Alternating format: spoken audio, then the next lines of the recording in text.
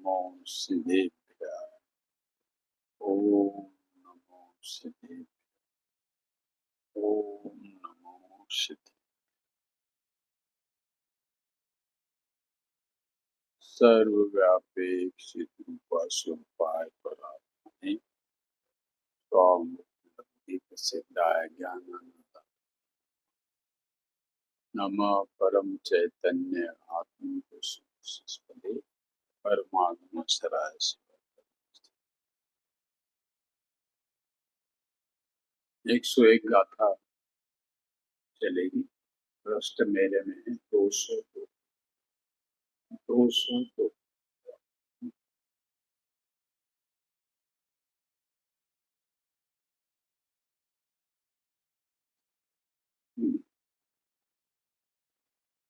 एक प्रवचन सार नाम का परम अध्यात्म परमागम है और जो आचार्य कुनकुन देव के द्वारा रचा गया है। गुरुदेव श्री बार बार कहते थे कि आचार्य कुनकुन देव के द्वारा जो 5 परमागमों की रचना की है, उन 5 परमागमों में पहला परमागम प्रवचन सार का आचार्य कुनकुन देव ने रचा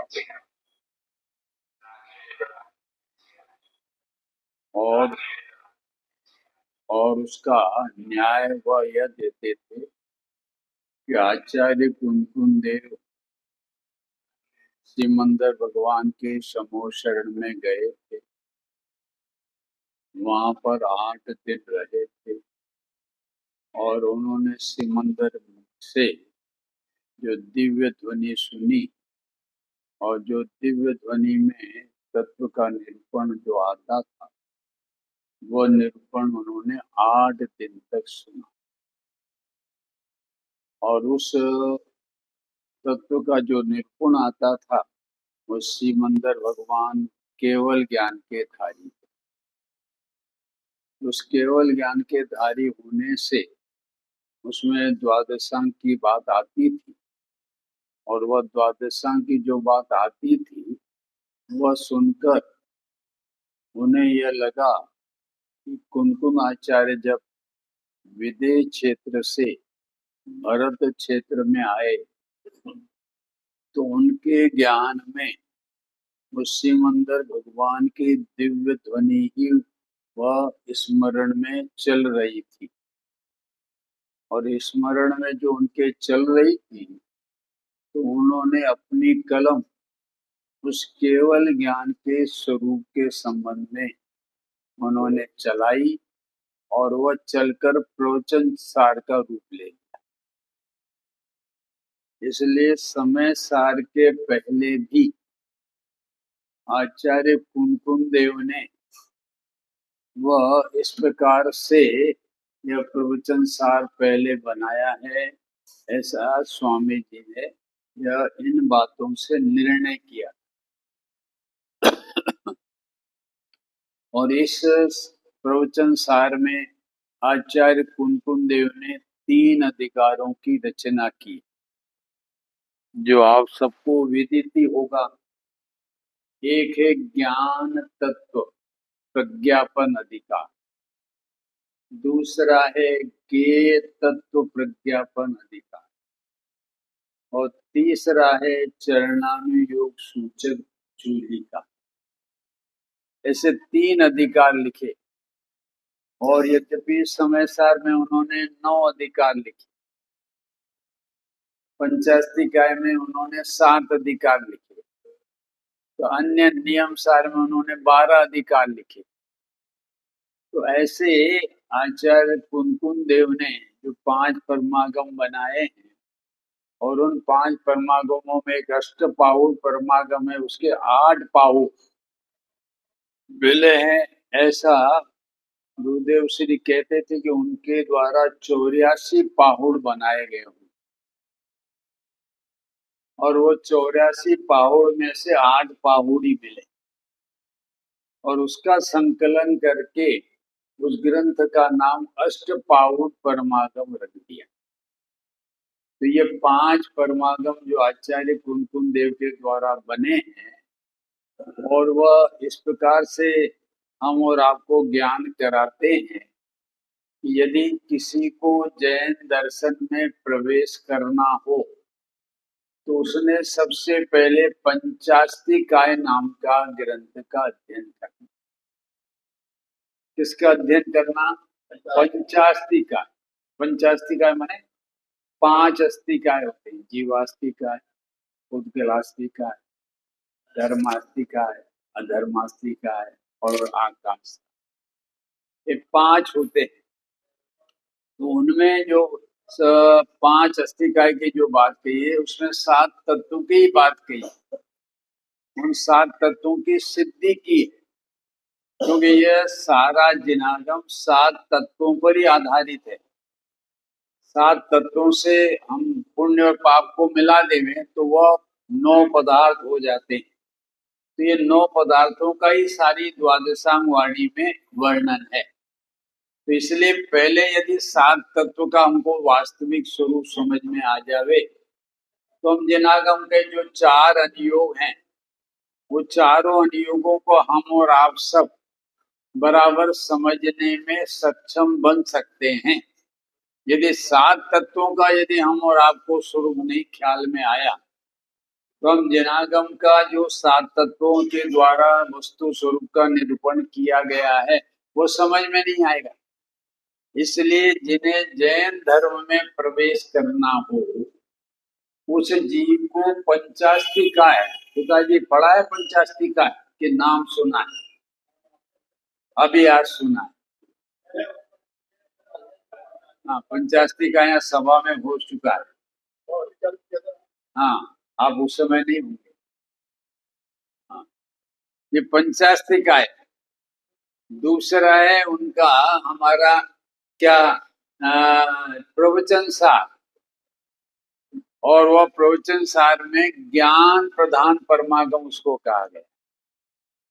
और उस परमागम में मुख्यतः ज्ञान स्वभावी जो दे देवल में भगवान आत्मा है उसका तो निरूपण किया ही है, किंतु उस ज्ञान स्वभावी आत्मा का परिपूर्ण आश्रय लेकर जो केवल ज्ञान होता है उस केवल ज्ञान का विषय क्या है उस विषय की चर्चा उन्होंने ज्ञेय तत्व अधिकार में की, जो हम और आप अभी चलाएंगे। और वह ज्ञेय तत्व के बाद में जो ज्ञान तत्व और ज्ञेय तत्व उस पूर्वक हमारा चरण होता है। उन्होंने लिखा है, आपने अंतिम में भी पढ़ा होगा कि द्रव्यानुसार चरणम और चरणानुसार द्रव्य। द्रव्य के अनुसार चरण होता है और चरण के अनुसार द्रव्य होता है। तो इसका मर्म यह है कि हम और आप सब जो जीव हैं जिन्होंने शुद्धात्म तत्व को समझा है और अनुभव किया है और अनुभव करके अपनी परिणति में जो वीतराग दशा प्रकट की है जिस कसाय के अभाव में, तो उस कसाय के अभाव में जो शुद्ध परिणति होती है तो शुद्ध परिणति के साथ में सुपरिणति कैसी होती है उसका ज्ञान कराने के लिए उन्होंने द्रव्य अनुसार चरणम कहा। द्रव्य अनुसार चरणम क्यों कहा? कि द्रव्य के आश्रय लेकर जो शुद्ध परिणति जितने कसाय के अभाव में हुई है, जैसे हमारे से एक कसाय का सम्यक दर्शन का स्वरूप है, जो अनंत अनुबंधी कसाय के अभाव में जो वीतरागता एक कसाय के अभाव में होती है वह अनंत अनुबंधी कसाय के अभाव में, मिथ्यात्व के अभाव में होती है। उस परिणति के साथ में सुपरिणति कैसी होगी, कितनी मर्यादा तक हो, उसका ज्ञान उन्होंने वह हमारे चौथे गुणस्थान में द्रव्य अनुसार चरणम का। दूसरा हमारा जो देश विरत श्रावक है, पंचम गुणस्थान है, और उस पंचम गुणस्थान का जो श्रावक है वो श्रावक को भी 2 कषाय का, अनंतानुबंधी और अप्रत्याख्यान कषाय का अभाव होकर जो दो कषाय का अभाव पूर्वक जो वीतरागता होती है, उस वीतरागता के अनुसार उस श्रावक को शुभ परिणति कैसे होगी? तो बोले 12 अनुव्रत का वो पालन करने वाली शुभ परिणति। ये मेल है। यदि ये मेल नहीं, उनके अंतर की परिणति में नहीं बैठ रहा है, तो उसे श्रावक बना नहीं। श्रावक बनने से वो वंचित है। श्रावक बने में मुख्यता है स्वभाव के आश्रय से जितनी शुद्ध परिणति हुई है उसकी मुख्यता है। और ये शुभ परिणति तो अपनी कमजोरी का फल है। ये कमजोरी का फल है। वो आत्मा की कमजोरी व्यक्त कर रही है कि तो परिपूर्ण आत्मा का आश्रय लेने के लिए आचार्य ने तुझे संबोधित किया था, और तू परिपूर्ण आश्रय नहीं ले रहा है और थोड़ा ही आश्रय ले रहा है। तो वह तुझे जितना आश्रय लिया है, जितनी शुद्ध परिणति प्रकट हुई है, तो उसके अनुसार तेरी परिणति में पर के लक्ष्य से ये 12 अनुव्रत का परिणाम आता है या नहीं? यदि नहीं आता है तो तेरे द्रव्य अनुसार चरण नहीं है। ऐसे मुनिराज जिनको भी 3 कषाय का अभाव पूर्वक शुद्ध की परिणति होती है, जो शुद्धोपयोग पूरा, मुनिराज का स्वरूप बताएंगे चरणानुयोग में यहाँ कि मुनिराज किसे कहते हैं? मतलब शुद्धोपयोग रूप परिणमित हुए वह मुनिराज। शुभ उपयोग रूपे परिणमित हुए वो मुनिराज है ही नहीं। 28 मूल गुणों का पालन करे, वो निरतिचार पालन करे, वह शुभ भाव है, शुभ उपयोग है, किंतु वह मुनिपना नहीं है। मुनिपना किसका नाम है? कि शुद्धोपयोग, अपने उपयोग को आत्मा में जोड़कर 3 कषाय के अभाव पूर्वक जो वीतराग और शुद्ध परिणति प्रकट हुई है, वह वास्तव में मुनिपना है। 28 मूल गुण पना तो उनका मुनिपना नहीं है, वो तो उनका अशुद्ध परिणमन है। और अशुद्ध परिणमन वो धर्म हो नहीं सकता। 28 मूल गुणों का निरतिचार पालन करे। कितना गुरुदेव बोलते थे कि वो मुनिराज 28 गुणों का इतना निरतिचार पालन करता है कि उसकी जांग चीर दी जावे और उसमें नमक डाल दिया जावे तो भी उस मुनिराज का आंख का कोना भी लाल नहीं होगा। इतनी समता भाव, ऐसी समता भाव भी वो मुनिपना नहीं है। या मुनिराज चरणानुयोग में कही क्या नेमिचंद जी? अब तो नेमिचंद जी हो, हाँ, नामधारी हैं आप। भावधारी बनने के लिए आपका जीवन ये स्कूल में जन्म लिया है, हाँ समझे, पर आपको छूटता ही नहीं है, समझे। नामधारी बनना नहीं है, नामधारी तो ये माँ बाप ने रख दिया है। आपको भावधारी बनना, नेमी कुमार बनना है। और नेमी कुमार के वैराग की बात हमने खूब सुनी, पंच कल्याणकों में सुनी, संग अपने संवादों में सुनी कि कैसा वैराग नेमिनाथ तीर्थंकर। तो इसलिए ये द्रव्य अनुसार चरणम, मुनिराज को भी उनका 3 कषाय का अभाव पूर्वक जो शुद्ध परिणति हुई है, उस परिणति के अनुसार उन्हें यह चरणानुयोग का सुपरिणाम 28 मूल गुणों का निरतिचार परिणाम होता है। किंतु वह सुपरिणाम को भी जिनागम में बंध का कारण का, कहीं कहीं जिनागम में व्यवहार से उसे धर्म भी कहा गया है, किंतु परमार्थ से वह बंध का कारण, वह धर्म का कारण नहीं है। जगत के जी उसको धर्म रूप मानते हैं, धर्म का कारण मानते हैं कि ये हम 28 मूल गुणों का निरतिचार पालन करते करते, स्वभाव करते करते हम मोक्ष में पहुंच जाएंगे, ये भ्रम है। अरे बंद करते करते कोई अबंध परिणामों को प्राप्त होता है क्या? दुख प्राप्त करते करते क्या उसमें से सुख फटता है क्या? लहसुन खाते खाते क्या उसमें से कस्तूरी की डकार आती है क्या? आती ही नहीं है, वो तो लहसुन की ही आएगी। तो इसलिए ये चरणानुयोग का जो परमागम है, प्रवचन सार है, जिसको यहाँ पर कुमकुम आचार्य ने ज्ञान प्रधान परमागम का और नियम सार को 4 चरणानुयोग का अधिकार का, वह उसको चरणानुयोग का ग्रंथ कहा है। आचार्य कुंकुन ने द्रव्यानुयोग का भी ग्रंथ लिखा और चरणानुयोग का भी ग्रंथ नियमसार लिखा, अष्टपाउड लिखे। क्योंकि द्रव्य अनुसार चरणम है ना, तो उसका ज्ञान कराने के लिए उन्होंने समय सार के जो द्रव्य है, जो द्रव्य स्वभाव की चर्चा करता है, उसकी चर्चा करने के साथ साथ में चरणानुयोग की ये चरण लिखा। उसमें चरण कैसा आता है, मुनिराज कैसे होते हैं, आगम चक्षु ज्ञान चक्षु वाले होते हैं, ऐसे मुनिराज होते हैं। ये मुनिराज का हमको स्वरूप नहीं मालूम होने से हम कैसे भी मुनिराज को अपना माथा टेकते हैं, ये दोष है। अब मुनिराज का पहले स्वरूप समझो, देव साध गुरु का पहले स्वरूप समझो। जैन दर्शन में आए हो तो पहले देव साध गुरु का स्वरूप समझो, फिर आगे बढ़ो। अन्यथा तुम्हारे माथे अन्य को कहीं को टेकते रहेंगे और ग्रहित मिथ्यात्व का पोषण होता, दुर्गति होती रहे। सबसे पहले जैन दर्शन में यदि जन्म लिया है तो देव साध गुरु का स्वरूप समझो। और सब परमागम में देखेंगे कि हर परमागम में मंगलाचरण में देव साध गुरु को नमन किया।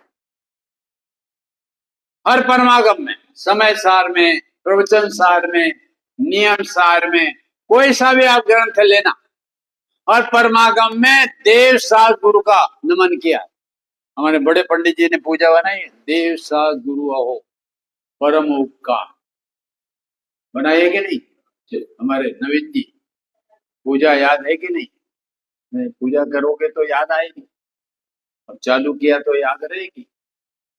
परम हो देव साध गुरु नमन करी, ऐसा उन्होंने अच्छी वो पूजा लिखी है जिसमें देव साध गुरु की महानता बताई, उसका स्वरूप बताया। और जब इसलिए सबसे पहले हम और आपको यदि जैन दर्शन में प्रवेश करना है तो देव साध गुरु का पहले स्वरूप समझना, खूब समझना। कोई पूछे मुनि राज के 28 मूल गुण क्या है तो तत्काल बोल दोगे, और सामने वाले पूछे करेगा।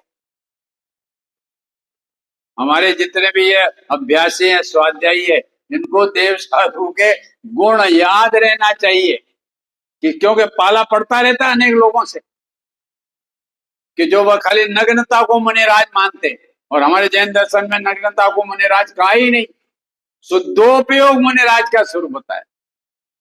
मोक्ष मार्ग प्रकाशक में यही शुरुआत की। आचार्य उपाध्याय साधु का जब स्वरूप कहा तो पहले शुद्धोपयोग के धारण करने वाले, इस शब्द से स्वोपयोग को धारण करने वाले की बात ही नहीं कही। उस उपयोग को धारण करने वाले तो उसको मल का, मल बंध का कारण का, और बंध का कारण जैन दर्शन में धर्म रूप नहीं होता और धर्म का कारण भी नहीं हो सकता। बंध तो बंध ही है, मानने का काम करेगा, चार गति में परिभ्रमण का काम करेगा। तो इसलिए ये हमारे कुंकुन आचार्य के जो ग्रंथ हैं 5 परमागम, उन ग्रंथों को इस प्रकार से आचार्य ने स्वरूप बताया है कि जैन दर्शन में प्रवेशी का करना, प्रवेश लेना हो तो पहले पंचास्ति का ग्रंथ पढ़ो, और फिर आप सबको ज्ञान विशेष प्राप्त करना हो तो प्रवचन सार पढ़ो, क्योंकि वह ज्ञान प्रधान परमागम। किंतु यह ज्ञान प्रधान परमागम होने पर भी सम्यक ज्ञान का जो परिणमन होगा वह सम्यक दर्शन पूर्वक होगा।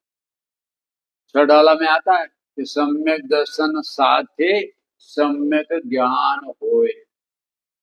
ये सम्यक ज्ञान तब कहलाएगा कि सम्यक दर्शन होगा, और उस सम्यक दर्शन का विषय हमारे समय सार में उसका विषय बताएगा, जिसको हम कहते हैं कि श्रद्धान का श्रद्धेय यदि कोई वस्तु बतलाई गई है तो वह है मुख्य रूप से समय सार। श्रद्धा का श्रद्धेय कैसा होना चाहिए, ध्यान का वह हमारा ध्येय रूप वस्तु कैसी होनी चाहिए, ज्ञान का स्वज्ञेय रूप वस्तु कैसे होनी चाहिए, वो बात हमारे जिनागम समय सार में बताए। बोलो नवीन जी, क्या बताया मैंने?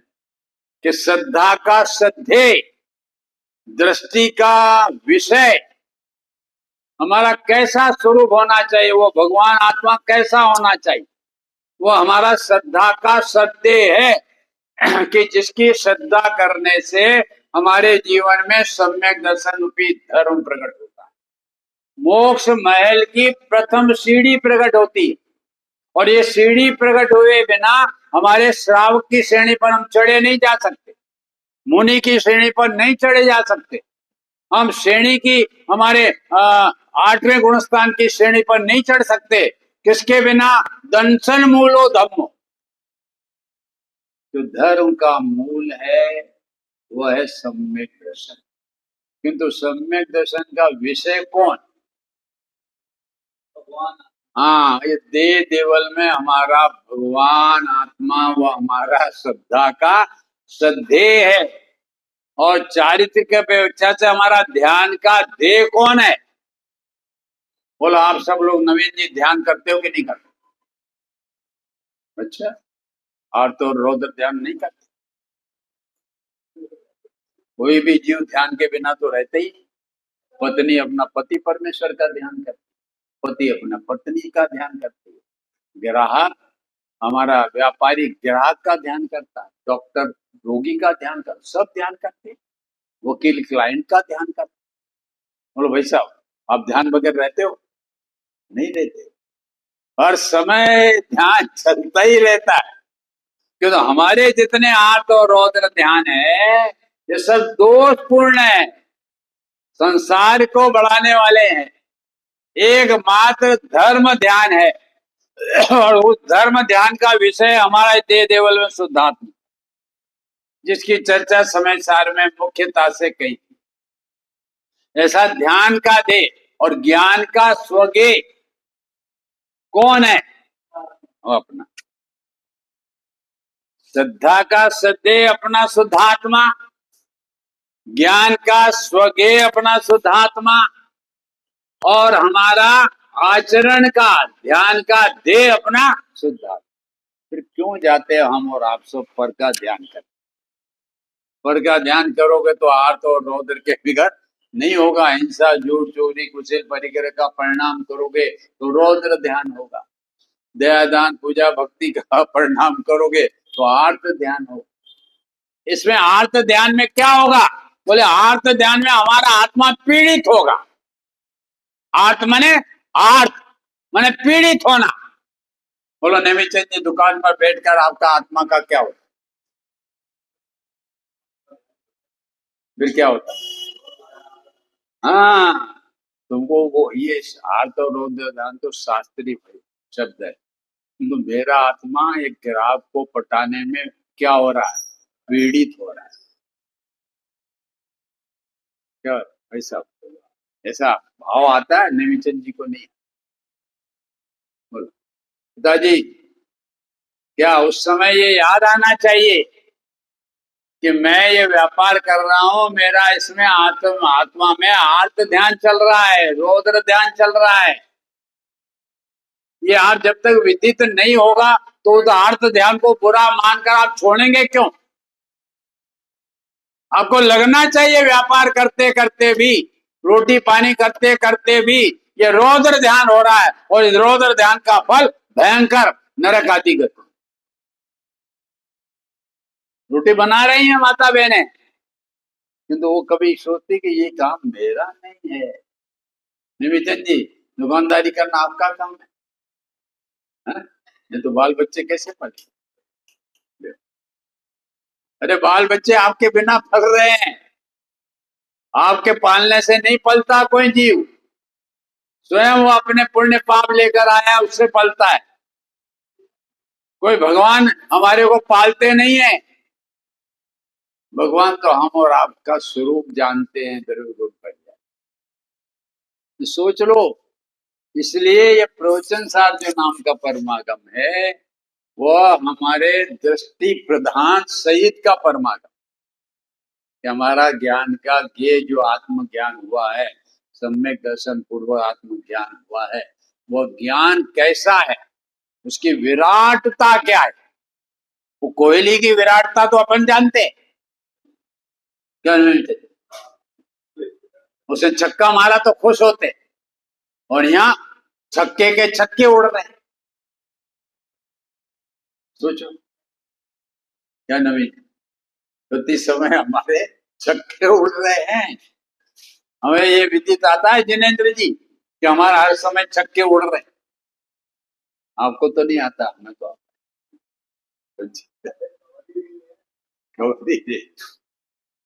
तो इसलिए हम और आप सबको ये जो प्रवचन सार नाम का परमागम है, ये सीधा गुरुदेव कुंकुम देव श्रीमंदिर भगवान के दिव्य ध्वनि सुनकर आए थे, और उनके दिमाग में वो केवल ज्ञान घूमता था, उसका स्वरूप घूमता था, और उस स्वरूप घूमने पर उन्हें सबसे पहले ऐसा लगता है कि प्रवचन सार ग्रंथ की रचना, ऐसा लगता है। और क्यों कि इसमें केवल ज्ञान की मुख्यता से बात की, ज्ञान स्वभावी आत्मा ज्ञान तत्व की तो बात की कि वह महान कैसा है, किंतु उसका परिपूर्ण आश्रय लेने से जो पर्याय में केवल ज्ञान होता है, और उस केवल ज्ञान का क्या चमत्कार। बोलो पिताजी, आप केवल ज्ञान स्वरूप हो कि नहीं है, और वर्तमान में कैसे स्वरूप वाले मति शुद्ध, तो इसमें आपको खेद नहीं होता? मैं केवल ज्ञान स्वरूप वाला हूँ। हाँ, कब होता है? सुबह के, दोपहर में, कि रात में? सुबह देखो निविचन जी, इतना तो आया ना, पिताजी को खेद तो होता है, और अपने को तो खेद ही नहीं होता भाई साहब। वो खेद होगा तो एक न एक दिन उसको दूर करेगा। अरे रोग रोग जानेगा तो उसको दूर करने का प्रयत्न करेगा, और रोग को रोग नहीं जानेगा, निरोग अवस्था समझेगा तो क्यों दूर करेगा? ये आर्त और रौद्र ध्यान हम और आपके रोग हैं। समय समय हमारे आत्मा के निरोगी स्वरूपी भगवान आत्मा का समय समय घात कर रहे हैं। ये आना चाहिए, तब उसको दूर करने का एक न एक दिन प्रयत्न हमारा होगा। यदि खेद नहीं बरतेगा, ये संसार दशा है, ये गृहस्थ अवस्था है, जिसके कदम कदम पर काटे ही काटे हैं। एक समय भी गृहस्थ अवस्था में रहने जैसा नहीं है। निरंतर हाथ और रौद्र हानि हो रहा है, और मेरा तो धर्म ध्यान स्वरूप है। केवल ज्ञान प्राप्त करना मेरा वह जन्म सिद्ध अधिकार है, और उसका मैं व्यक्त नहीं कर रहा हूँ, इसका मुझे खेद बड़ा। ये चीजें हम और आपके अंदर की परिणति में थोड़ी परिणमित नहीं होगी, तो हम और आप सब अपने जीवन को शुद्ध स्वभाव का आश्रय लेकर शुद्ध परिणति भी परिणमित नहीं कर सकते। इसलिए यहाँ पर आचार्य ने हम और आप सबको पहले में पहले उन्होंने जो प्रवचन सार नाम का ग्रंथ लिखा है, उसका यहाँ पर हम स्वाध्याय कर रहे हैं, और स्वाध्याय करते करते हम यहाँ तक आए 101 का, 202 पाना है।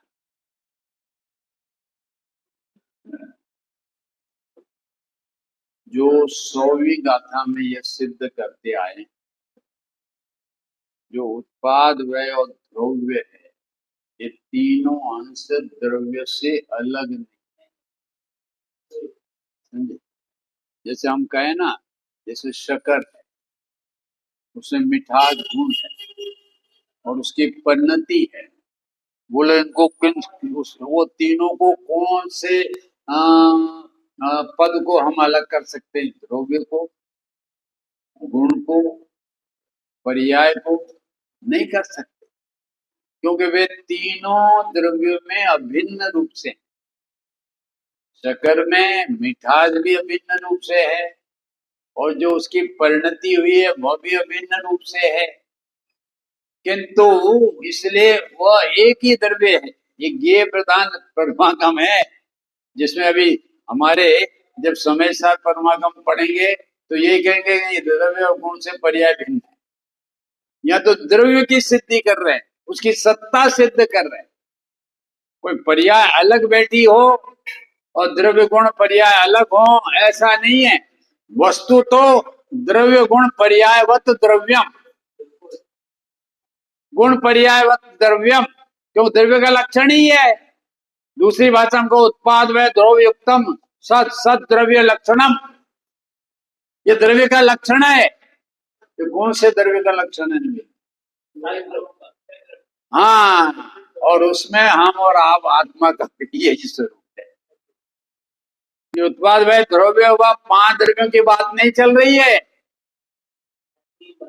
ये बात बताकर अपनी बात, यहाँ तो द्रव्य की सत्ता, क्योंकि सत्ता नहीं होगी तो उसके संबंध में कोई विचार नहीं कर सकता। जतीश भाई हैं हो तो ये विचार सकता है, हाँ गोरे हैं, पतले हैं। अब जतीश भाई नहीं हो तो कैसा मालूम पड़ेगा गोरा है कि पतला है? कैसा आएगा? तो यहाँ पर ये प्रवचन सार में वस्तु को सिद्ध किया जा रहा है कि पहले वस्तु है, ये सिद्ध करो। देखो समय सार का जो हमारा पहला कलश है, क्या पहला कलश? नमः समय सारा। निमिचन जी याद है कि नहीं? कुछ चीजें याद करो। हाँ, क्योंकि दुकान पर बैठे बैठे ग्राहक नहीं हो तो ये याद, समझे? नहीं तो उस ग्राहक आएगा आएगा उसकी लोलुपता में दोषी करते जाओगे, समझे? इसलिए जब भी समय मिले जिनवाणी को याद कर। और याद कब करोगे? जब कंठस्थ होगी तब। अब कंठस्थ है ही नहीं तो कहां से रोटी बनाते बनाते जिनवाणी याद कर? कंठस्थ करो। ये जिनवाणी जीवन में कंठस्थ करने योग्य है। स्तुतियां है, भजन है ज्ञानी धर्मात्माओं के, जो गुनगुनाते रहे।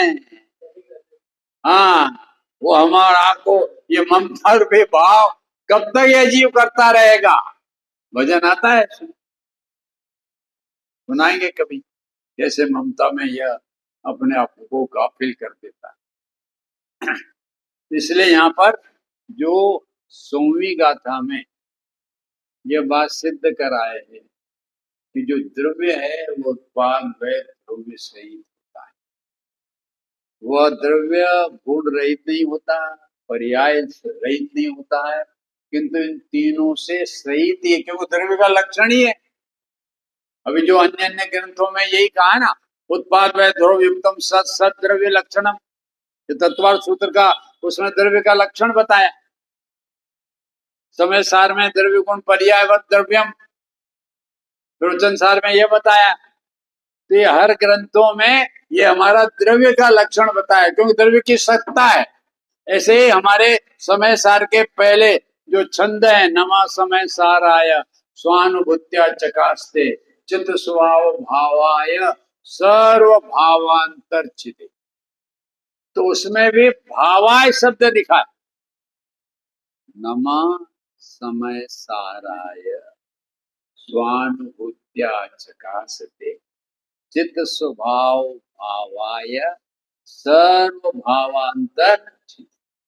ये समय सार द्रव्य गुण पर्याय सहित है। कैसा है? समय माने द्रव्य, भावाय माने उसकी सत्ता। यदि सत्ता है तो वह कैसी है?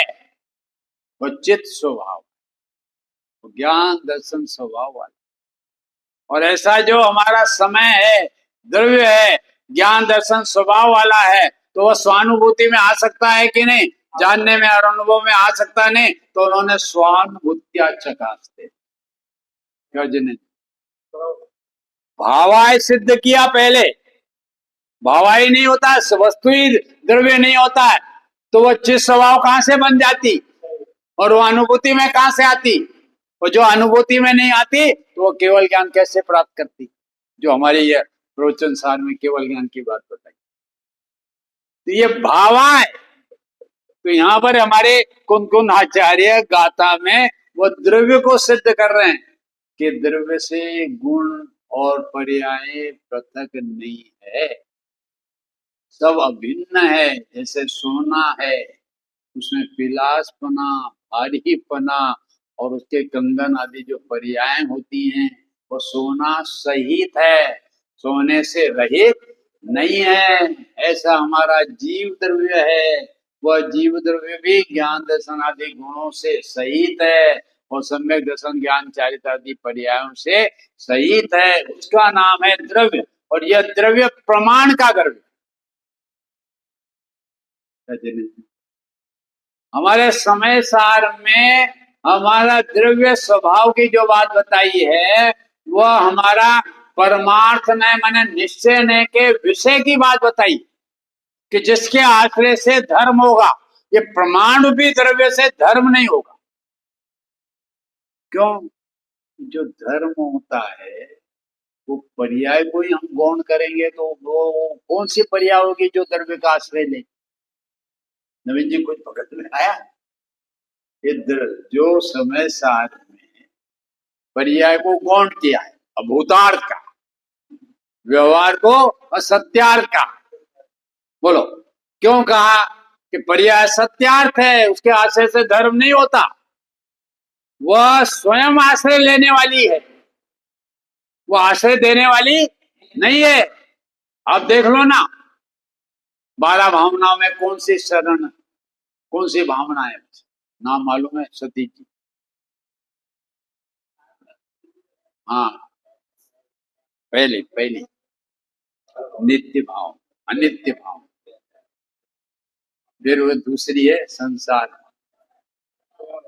हाँ हाँ, ये सब लिखी आपने, ये चित्र बनाए। हाँ हाँ सुन, ये माता जी क्यों लगाए, ये चित्र क्यों लगाया? हाँ हाँ, याद नहीं। ये देखो ना, तो सोच से कहते भाई जगत में कोई नित्य नहीं है। ये संयोग जितना भी परिवार है कैसा है? ये अनित्य है। ये भगवान के दर्शन करो तो इसके भी आप अवलोकन कर लो कि संसार क्या कहता है। वो भगवान जो कहता है वो यहाँ चित्रित है। समझे? ये अनित्य है, अशरण है। कोई हमें शरण देने वाला इस जगत में नहीं है, ये पक्का करो। पत्नी को पति परमेश्वर तो शरण होगा भाई साहब।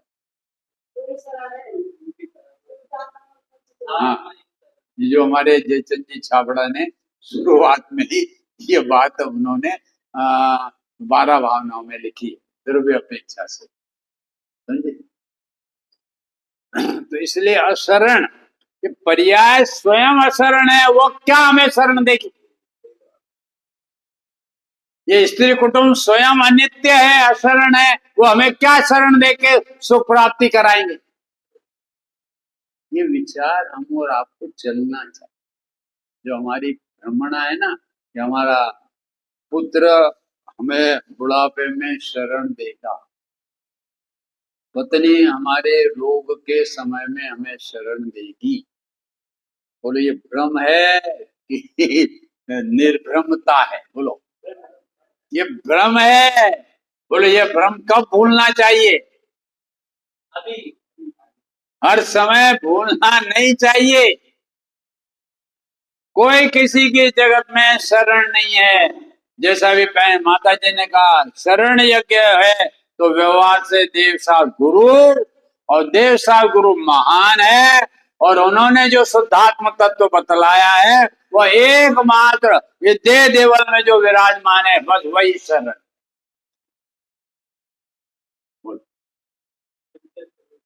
बोलो पत्नी पति को कहेगी कि तुम मेरे पति परमेश्वर शरण नहीं हो, पति परमेश्वर क्या कहेगा?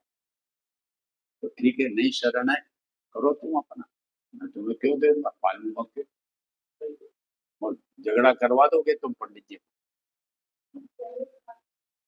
हाँ हाँ, स्वरूप समझेंगे, पत्नी रूपी पर्याय भी समझे और पति रूपी द्रव्य दोनों स्वरूप समझे और शरण का, तो झगड़ा नहीं होगा। ये द्रव्य और पर्याय का स्वरूप नहीं समझोगे तो झगड़ा होगा। समझे? बोलो जनेन्द्र जी, झगड़े पति पत्नियों में क्यों होते, माँ बाप में क्यों होते? ये दोनों न द्रव्य का स्वरूप समझते हैं न पर्याय का स्वरूप। इसलिए आचार्य हमें प्रवचन सार में द्रव्य का भी स्वरूप समझा रहे हैं, गुण का भी स्वरूप समझा रहे हैं और पर्याय का भी स्वरूप समझा रहे हैं और उनकी अभिन्नता का भी स्वरूप समझा कि इन तीनों को मिलकर द्रव्य होता है, मात्र पर्याय द्रव्य नहीं, मात्र गुण द्रव्य नहीं और द्रव्य मात्र द्रव्य नहीं, तीनों की एकता अभिन्नता, उसका नाम है द्रव्य। गुण पर्याय वत द्रव्यम, ये है यहाँ पर द्रव्य का लक्षण, इसलिए ये बताया जाए। बहुत मार्मिक है प्रवचन सार, सामान्य ग्रंथ नहीं है, ये ज्ञान प्रदान परमाण। हाँ आना चाहिए, एक एक चीज आना चाहिए। ये तो महा सिद्धांत वाला है ना वाक्य, उत्पाद वै द्रव्य युक्तम युक्तम सद सद द्रव्य लक्षणम, ये महान है। उस महान शब्द का ये महान अर्थ आचार्य ने इसमें से निकाला, इसलिए हम और आप सबका जो यह 101 गाथा में आचार्य बताएंगे कि ये सब हमारी उत्पाद द्रव्य और व्यय किसका नाम है, उत्पाद किसका नाम है, द्रव्य किसका नाम है, पूर्व की गाथाओं में इसका स्वरूप बताया गया है। अब इन तीनों का एकता रूप में क्या व्यक्त होता है, वह द्रव्य स्वभाव, उसकी चर्चा इसमें